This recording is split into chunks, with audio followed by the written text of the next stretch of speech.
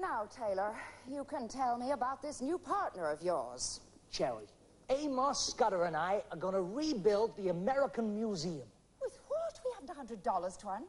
With brass and a bit of humbug. You'd be surprised how often it's just as good as silver or gold. Schemes again, Taylor. Schemes and dreams. Well, that's my nature, Cherry. I told you I was a dreamer the first night I met you.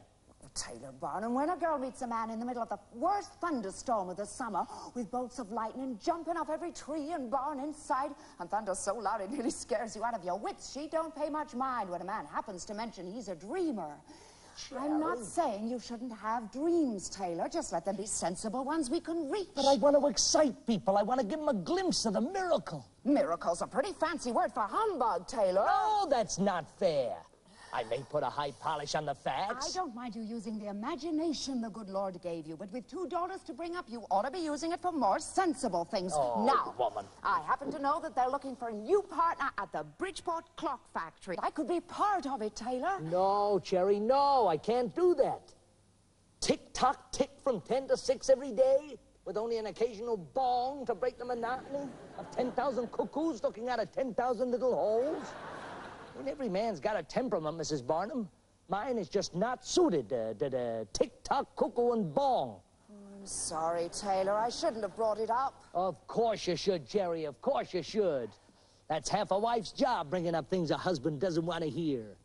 No, it's just that the clock works. It isn't the right color for me. Say the words. Bridgeport Clock Works. What do you see? Grays and browns. But you step inside any sideshow. You've got fire engine red, Kelly green, butter yellow. It's like being inside a giant pinwheel. Oh, and it's not for my own selfish reasons. I need all them colors, Cherry. Oh, I want to splash them out for everybody in the whole world to see. The colors of my life are bountiful and bold. The purple glow of indigo, the gleam of green and gold, the splendor of a sunrise, the dazzle of a flame, the glory of a rainbow. I put 'em all to shame. No quiet browns and grays. I'll take my days instead and fill them till they overflow with rose and cherry red.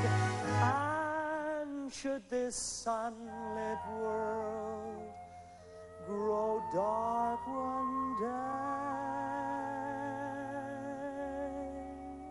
the colors of my light will leave a shining light to show.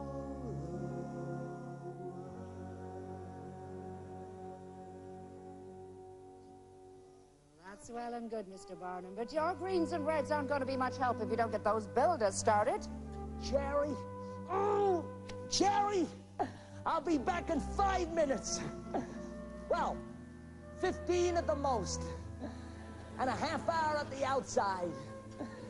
Cherry, if I'm not back by 6, why don't you come down to the museum? You can't miss it. It's on the corner of Ann Street and Broadway. It's got a big purple sign with gold letters and red trimming that says, Barnum's American Museum. The splendor of a sunrise, the dazzle of a flame, the glory of a rainbow. I'd put 'em all to shame. I'm gonna do this, just hang on there. It's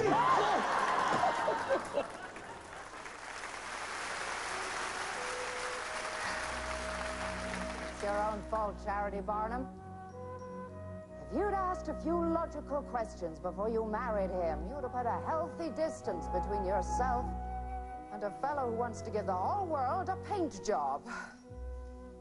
which I'm not so sure it needs. The colors of my life are softer than a breeze. The silver gray of eiderdown, the dappled green of trees, the amber of a wheat field, the hazel of a seed, the crystal of a raindrop are all I'll ever need. Your reds are much too bold. In gold I find no worth. I'll fill my days with sage and brown, the colors of the earth. And if from by my side my love should roam, the colors of my life will shine a quiet light